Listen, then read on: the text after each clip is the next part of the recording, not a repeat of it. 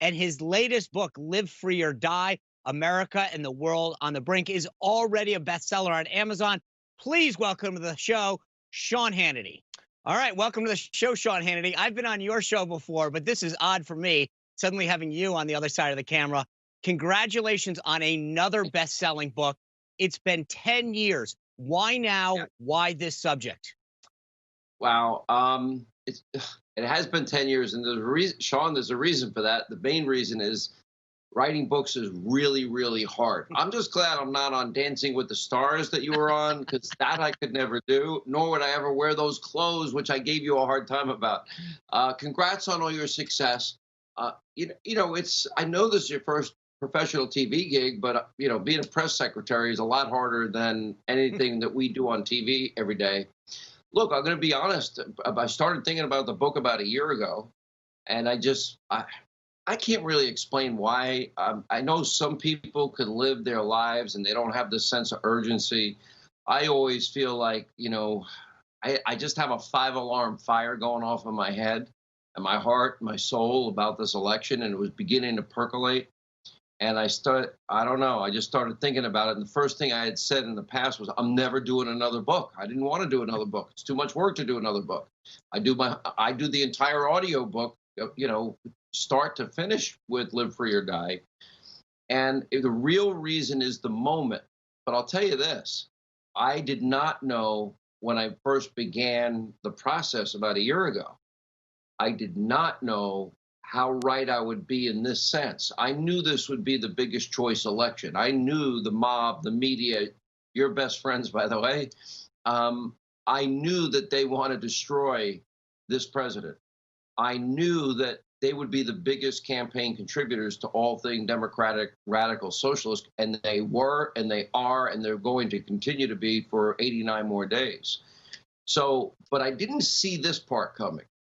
Biden always had a good chance of being their nominee. We all know that. I never thought it would be even this big a choice, in as much as we have literally a radical guy already on his own, that of course being Joe Biden. But now he's so weak as a candidate, he didn't go to the center like historically candidates do after they win the primary. He did just the opposite. He didn't have enough strength in his own base.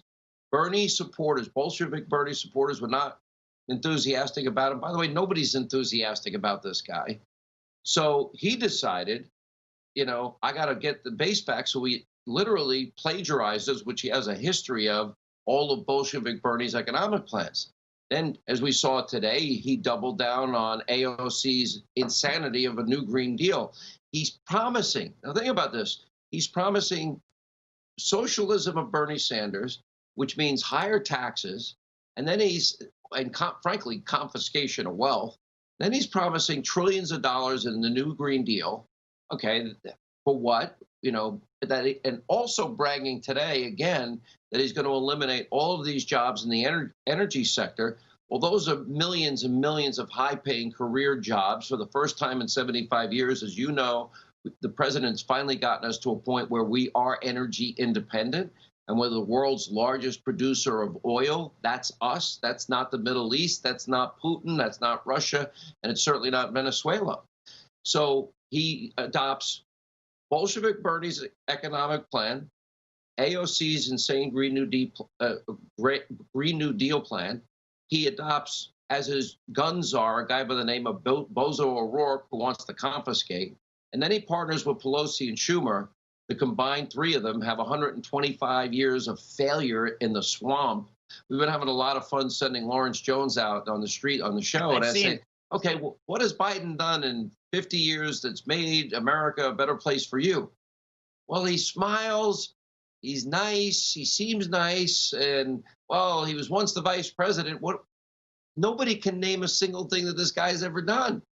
So that scares me. Now, the thing that's even more frightening, and I actually put in real statistics and polling in the book about young people, there is a significant part of this country that doesn't know the history, and I have a whole chapter on the history of socialism. It's a history of failure is what I call it. You can go back to China, you can go back to the Bolsheviks and Russia, You can go back to the expansionism of the former Soviet Union and their experiments with socialism, East Germany, West Germany. Where do you think you would have liked to live in the Cold War, right? People were risking their lives getting shot if they tried to leave East Germany. Or more modern day, look at Venezuela, or look what happened to Cuba after the Castro revolution there. It always fails. And so now they're offering every single American, and maybe the reason these young people in the polls that I'm citing in the book, maybe there's an appeal that I don't understand. Psychologically, they feel better because they're actually believing that the government is going to give them a free education from the pre-K all the way through college, forgive all their loan debt, guarantee them a job out of college, guarantee them a wage out of college, guarantee them health care out of college and all through their lives, cradle to grave, womb to the tomb. Then they're going to give them also guaranteed government healthy food, guaranteed government retirement, guaranteed free everything. So maybe psychologically that appeals to them. Here's the question. Sean, let me ask you. Let me just bring this up. You grew up painting houses down the street from where I grew up in Rhode Island. You now have multiple best-selling books. You've got a wildly popular and successful TV show, radio show, and you're on the president's speed dial. In the book, you lay out what it's at stake. Would young Sean Hannity be where Sean Hannity is now if we get a Biden in? No, no way, not possible. Because with the promises of socialism also comes the statist mentality. You're talking about everything Donald Trump did to shatter every employment record for every demographic group in the country, they will undo. The reason Donald Trump, more than any other reason, needs to be reelected is so he can cement in the changes first that he made in his first term, and also prevent them from doing the stated things that they will do. If everything that Joe Biden and these radical socialists say they will do, America becomes unrecognizable. It is predictable failure. That's the history of socialism that I'm talking about here. And I'm just saying to everybody that might believe that, well, what does government do well so now? Tell me what they do well. Right. Because as I look at cities like New York City and Chicago and Portland and Seattle and Los Angeles and San Francisco, okay, the one thing they all have in common is they've been run by liberal Democrats for decades. They're not even maintaining simple law and order. It's not safe and secure for children in these liberal cities. It's just not. Every weekend we're going to get a tally. How many people were shot in Chicago? How many people were shot in New York? How safe was the Summer of Love zone out in Seattle? 60, whatever many days. We've had, over 2,000 cops injured. 14 of them are dead. You have old ladies in New York City literally getting clobbered on the streets of New York, knocked to the ground. I've aired that videotape a lot. And so they haven't done safety and security well. Another failure of all of these liberal mayors and governors for decades, look at their educational systems. It's the worst in the entire world. We spend more per capita per student than anyone in the industrialized world, Sean Spicer, and we have the worst results. Baltimore has 13 public high schools, and not a single child in those public high schools is proficient in math. You can't fail more spectacularly if you even set out to fail, which God only knows why would we do that. Okay, right. How's that Obamacare thing working out, Sean Spicer? Because millions lost their doctors, millions lost their plans, and all of us are paying on average about 200% more. So now we're going to double down with more Obamacare or Medicare for all, whatever they want to call it. How's that work? How's the post office working for you? The only thing that really works well, that the government does well because of discipline, is a military. So, and by the way, that's the same post office. That's the same post office that we're all now going to supposedly be using to make sure our ballots are safely and securely. And I think the president's been rightly pointing out the concerns he has. Sean, let me ask you. Let me ask you a question. You are, as I mentioned, all the things and the success that you've had. It's very public facing, but I think, at least I'm reading this right, you tend to be a very private person, as am I. I mean, it's amazing the two of us, you way more than me, have public-facing lifestyles, but seem to be very private people. Is that an accurate read? Do you sort of, how do you balance that?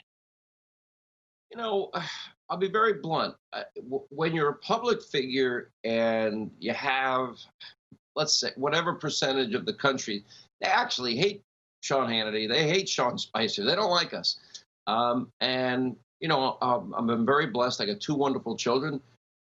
I just am a private person. You know what I am? They're both really high-performing athletes. So I spent most of my weekends in Courtyard Marriott's or, a Hilton hotel somewhere that gave you maybe free breakfast if you're lucky. And traveling around the country with them. That's another reason why I haven't written a book in 10 years, because I wanted to, see my kids off to college. My son's now a senior. My daughter is now going to college, actually in 2 weeks. She's a freshman. And I'm just proud of them. I hate the fact that my public life sometimes does intrude into their life. I didn't want that for them. They're their own people. I'm very proud of both of them. I've been really blessed with great kids. And so it's just not who I am. I am a private person. I'm I have a lot of friends. None of them really, not a lot of them are in this industry. And right. So, all the salt of the earth people that I grew up with, those are my close friends. I'm still friends with my best friend in the world, John Gomez, from 3rd grade. And we went to grammar and high school together and got in a lot of trouble together. It was all his fault. He led the way. I just followed. That's when I learned not to be a follower. I know that feeling. But you know what? I don't get the whole idea that people want to share their lives on social media every second of every day.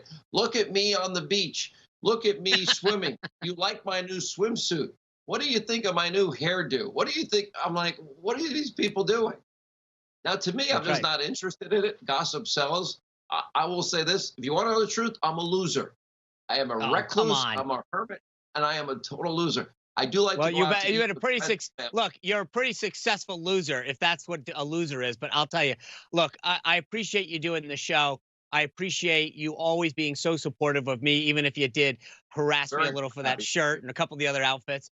I wish you the greatest success with this book. You have been a true supporter, gentleman, mentor, and I really thank you for that. And I wish you the best of success with this next bestseller. I am ecstatic for you. I'm happy for you. We need more conservative voices, not fewer conservative voices. We've become good friends. I think the world of you. I'm happy for you.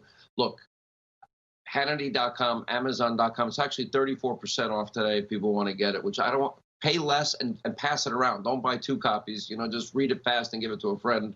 Give it to a liberal friend. They might burn it, though. But you should be really proud of all you've done. You've taken a lot of crap from the media, and you've handled it with grace and style. And thank you so much for having me. Newsmax TV is now America's fastest-growing cable news channel. We give you the real news you need. So subscribe to our YouTube channel and give us a thumbs up. If you like this video, share it with your friends. Newsmax TV streams live on YouTube for free. Newsmax TV, real news for real people.